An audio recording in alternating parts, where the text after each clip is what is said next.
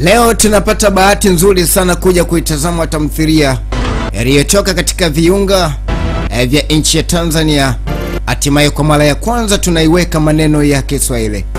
Natumai watu wengi watajiuliza, kwa nini tamthilia ambayo imetumikwa lugha ya Kiswahili lakini leo hii hatimaye tena tunaiweka maneno ya Kiswahili?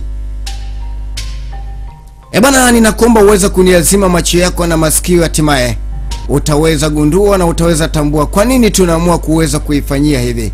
Lengo, tunahitaji kuweza kujifunza mambo mengi sana ambayo yalikuwa yamefichwa, hatimaye tunahitaji kuweza kuyatambua zaidi. Kabla hatujaitambua inaitwaje, lakini kwanza ungana nami ili tuweze kuenda sawa.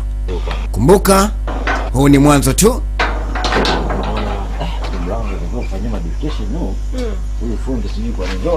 Siku moja ilikuwa ni mida ipatao mida ya jioni.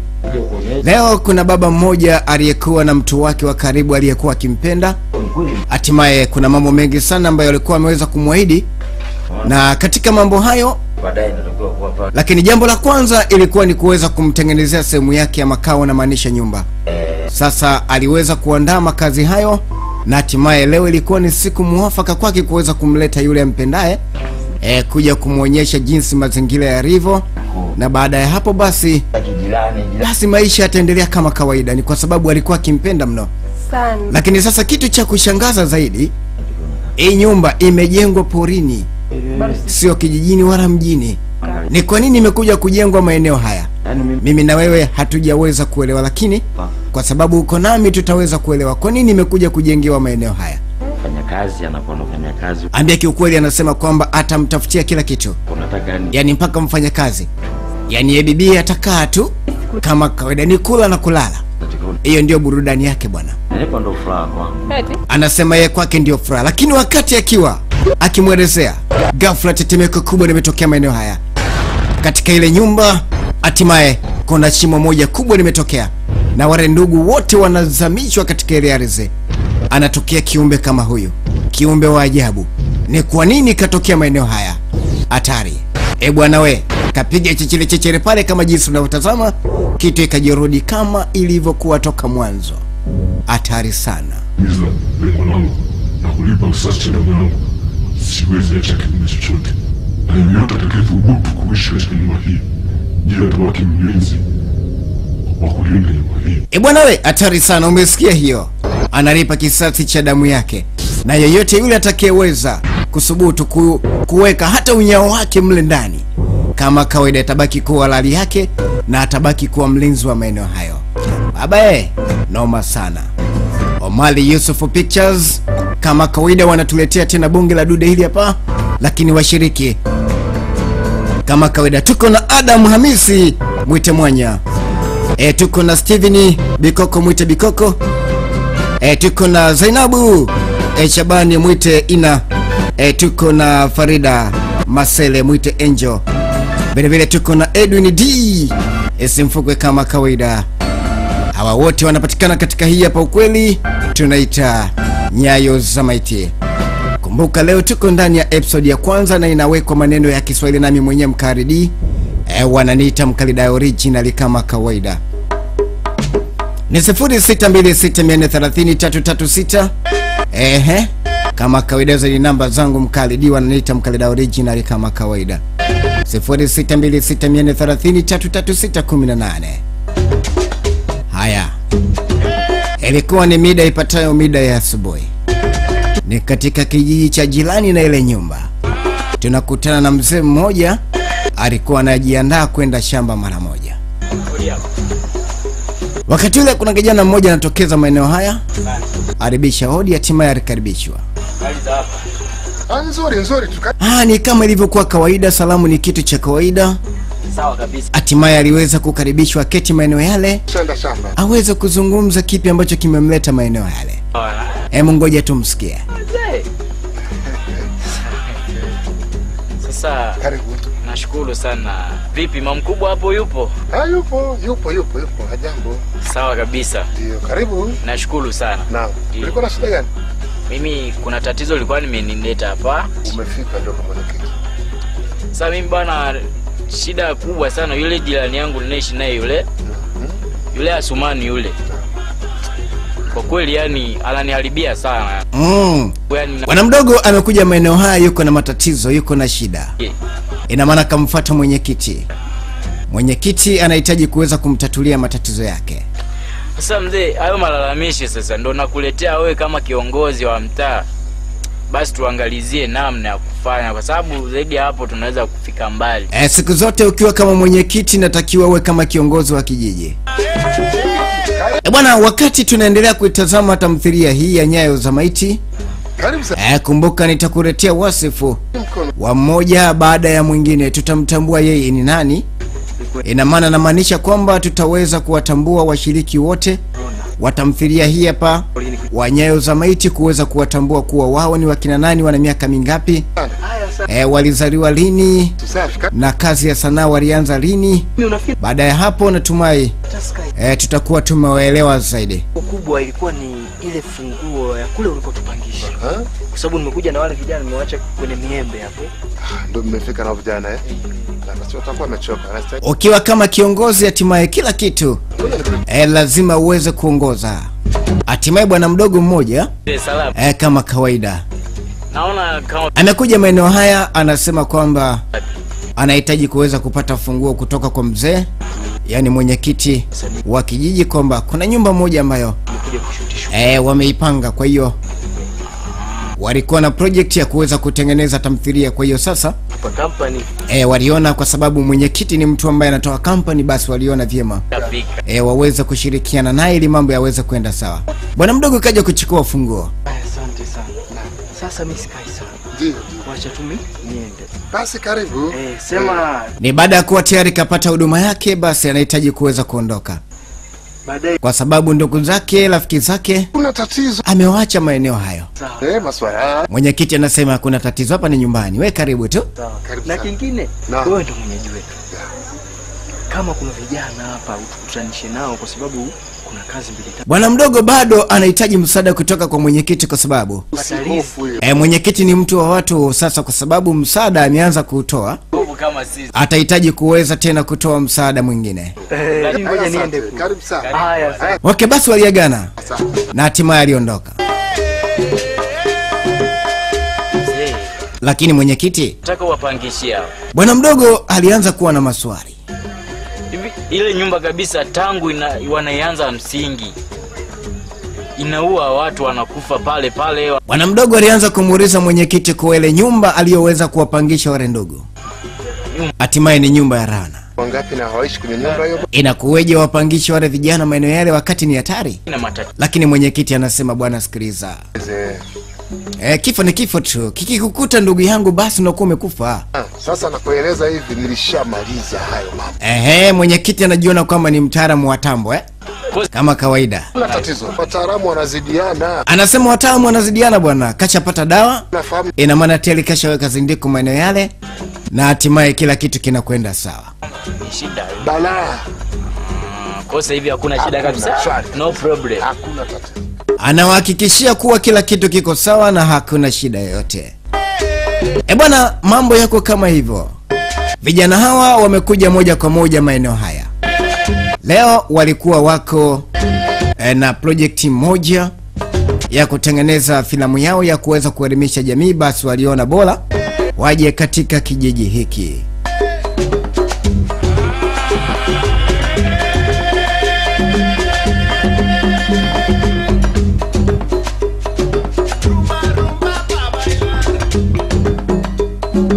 Wako vijana takribani watu 8 hivi wamekuja moja kwa moja maeneo haya.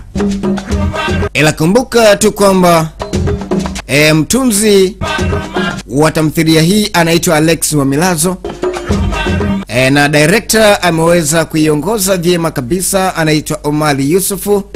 Lakini kampuni iliyoweza kutuwezesha mpaka leo tunapata bahati ya kuweza kuitazama ni ile kampuni tata, kampuni safi kabisa ambayo ilituletea tamthilia moja matata sana, tunaita Dhana. Ikatuletea tamthilia ambayo tulikuwa tunaita Taa ya Ajabu, na filamu kede kede kama ile tunaita Panga Rugome. Sio kampuni nyingine bali tunaita ni Omar Yusuf Pictures kama kawaida. Lakini leo tena wanatudondoshia hii hapa tunaita Nyayo za Maiti.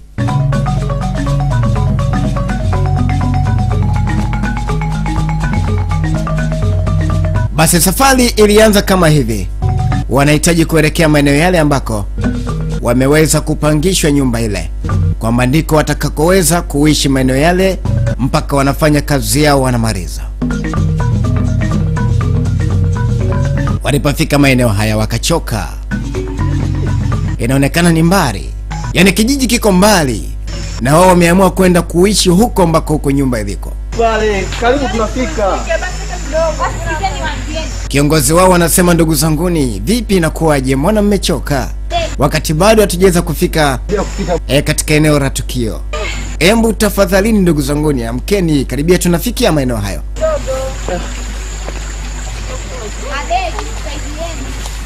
Kama kuchoka tumechoka wote, twende bwana. Nakwambia lawama zilianza. Wamechoka kweli kweli, maana yake wametembea kitambo cha muda mrefu. Wametoka mjini moja kwa moja mpaka kufika maeneo haya. Huenda hata pesa walikuwa hawana, maskini ya Mungu. Huenda hata chakula kwao ilikuwa ni shida. Ni hatari. Kiongozi nakwambia kachoka mwenyewe. Mpaka kakamata kiuno. Anafanyeje sasa? Ni watu wake wale, inabidi aweze kuwaongoza tu, hakuna namna. Habari ndio hiyo.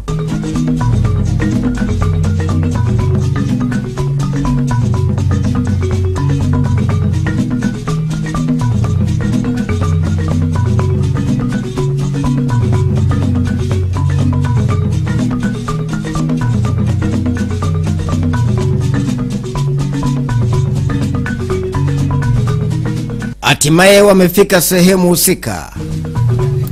Kumbuka hii nyumba ni nyumba yenye kuwa na mauzauza.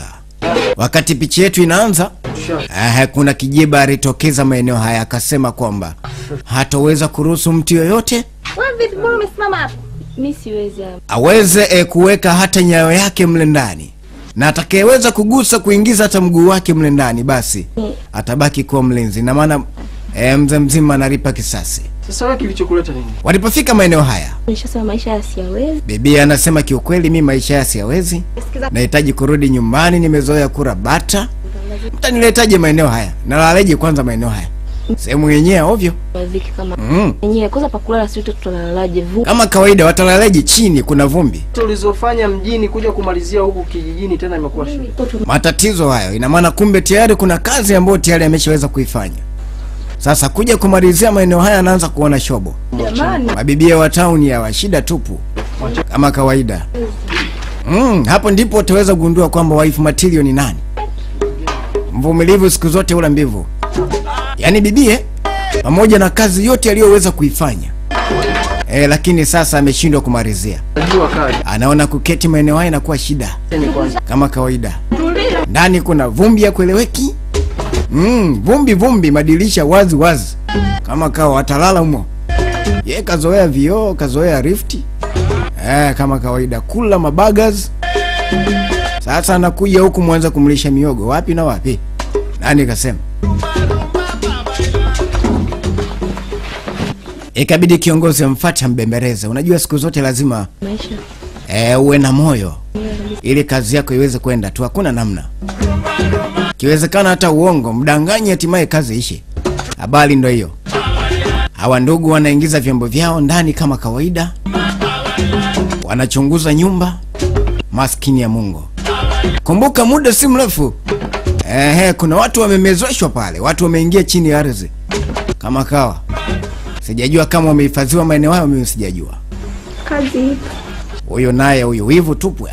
Kama ni sehemu ya kulala, mimi nitakuwekea sehemu nzuri tu ya kulala. Kama kawaida alianza kumbembeleza, hata mtafutia sehemu nzuri ya kulala. Au nitakutafutia hata sehemu yoyote huko. Tutafuta sehemu nzuri hata mjini ambako kuna nyumba yenye vioo atalala tu. Lakini kazi yake tu iishe. Kama kawaida kampetipeti bibie. Bibie kaingia mkenge. Kama kawa. Kuna mmoja pale kanuna. Sijajua kwa nini kanuna.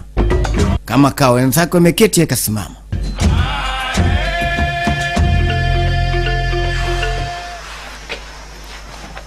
wamechoka chakari. Ha. Hakuna kuzungumza pale, kila mtu nakwambia kanuna. Hatari sana. Wamekuja kutengeneza filamu yao bomba sana ambayo walikuwa wanahitaji kuweza kuelimisha jamii. Oho, walianza kubishana pale. Kumbe wako na kamera umani. Wanamuita kameramani hatari. Kamera umani, kwani mwanaume huyo? Kama kawaida mautani. Tambo za hapa na pale kama kawaida, mambo ya kawaida. Kazi huu mwaka wa 3. Ashawashuti watu miguu tu. Bwana we. Nakwambia kamera umani ukimuuzi nakwambia. Kama kawa, baada ya kukutoa uso na kukutoa makalio. Shida hiyo. Jamani. Location ndio hii tumefika. Sawa, umeongea sana sasa. Wakati ule sasa ndio hapo sasa. Yaani hilo ndo la msingi. Anaweza alianza kuwaelekeza kwamba tayari wamefika sehemu ambayo ni sehemu husika. Tunaona vumbi. Ina maana hapa ndipo location ya? Kipo chakula. Wakati nimekuja kwa ajili ya kuangalia location nilichukua na chakula nikawa niliacha kule kwa mwenyekiti. Kwa hiyo chakula tuanze kupika, tunaanza kupika tena. Hatari sana. Wategemea na kupika. Nashangaa. Amewabeba watu ambao tunawaitaga machino hatari. Lazima upike. Afu utakunizoea. Oho, majigambo hayo noma sana. Siku zote fahari wawili hawaishi sehemu moja bana. Hata kupika kwenyewe sijajua wanataka nani aweze kuwapikia. Mbona hatari hii? Kwa hiyo tuzoeane tu, tutazoeana kidogo. Kama kawaida. Ndio hivyo. Anawasihi wazoeane. Baada ya hapo basi kila kitu kitakwenda sawa.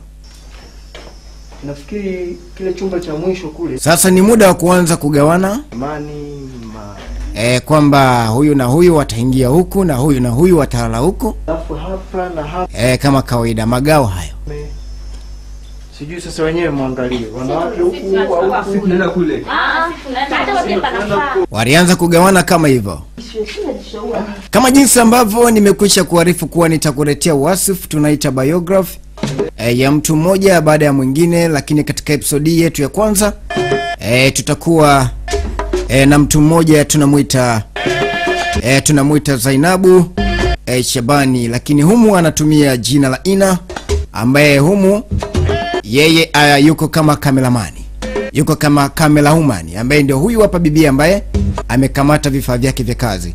Leo tutamtambua yeye ni nani, alizaliwa wapi na kwa nini anaifanya kazi hii. Anaitwa Zainabu Shabani, lakini humu anatumia jina la Ina. Na magonjwa mengine ambayo. Haya, walianza kuandaa mazingira. Huyu hapa bibi yetu tunayemtazama hapa. Leo ndio tuko na wasifu wake. Kama kawaida. Ni kamera umani huyo.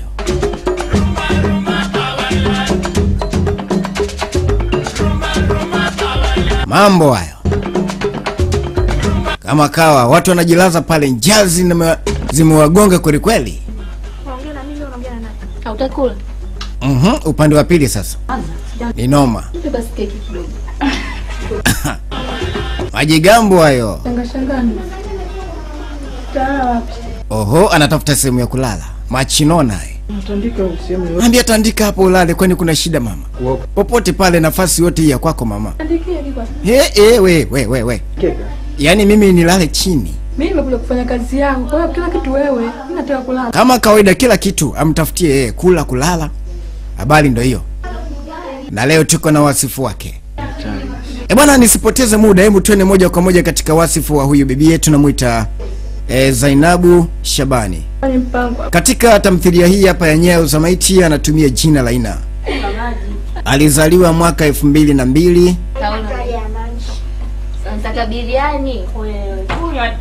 Alizaliwa mwaka 2002.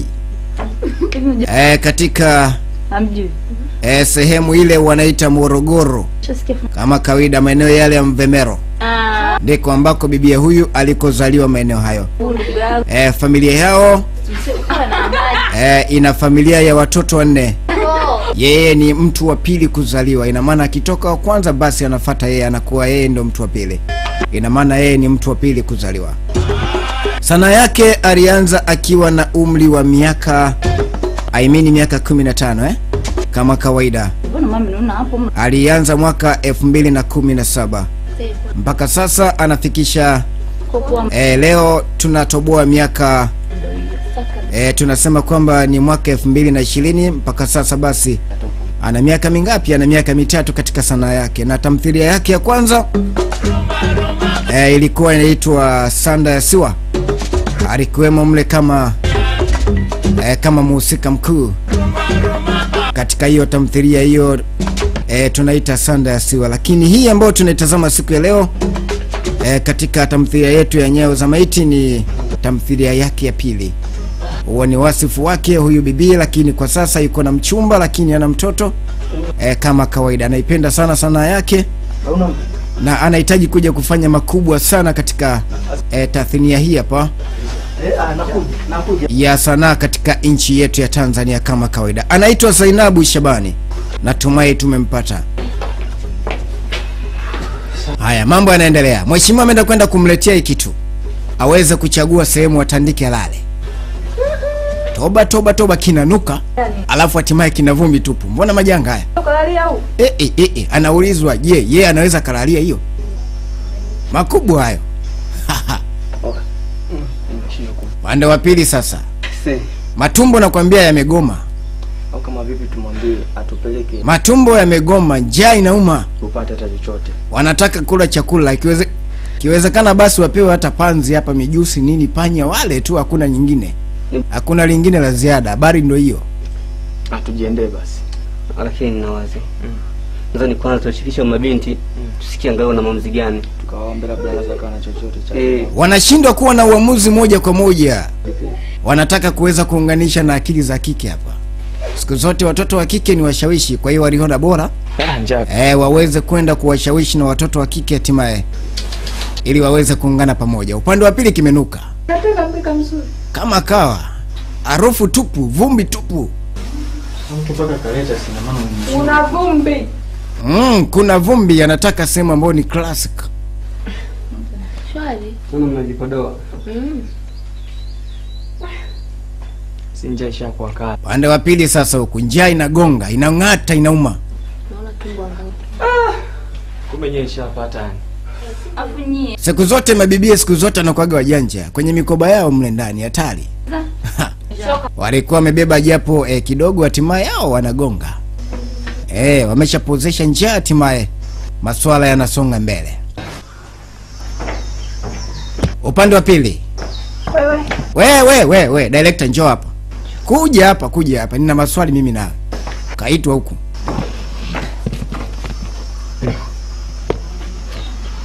Naye sielewi. Mimi nimekaa pale mbele na wale wanawake, lakini cha ajabu yule msichana anza kunena maneno kejeli anasema mimi. Haya, kumbe anamshtaki bibi mmoja. Ya nini? Anamshtaki kwa sababu ya maneno yake ya kejeli. Sasa tulikuwa tunaongea nini vipi? Wewe ulimsikia kwani alichokuwa anakiongea kwamba sijui anataka sijui hataki. Ikabidi aweze kumweleza kwamba hakuna chochote alichokuwa anazungumza naye. Kuna kitu kwa sababu mimi sikani maneno. Bibi anasema hapana, niko na wasiwasi, ninahisi. Kitu gani? Ambacho anahisi kuwa ni mtu wake? Labda ni mtu wako. Kama kawa. Tena habari hizo naomba usije ukaziongea tena. Ina maana kumbe yuko na wivu. Ana wivu wa kimapenzi huyo. Tena ukae unyamaza, usimwambie mtu yote. Mtu asije akatambua. Kumbe kuna wivu wa kimapenzi maeneo yale.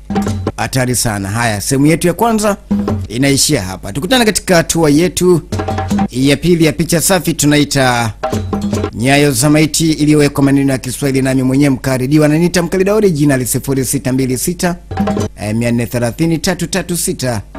Hatimaye tunakwenda sawa. Asante sana.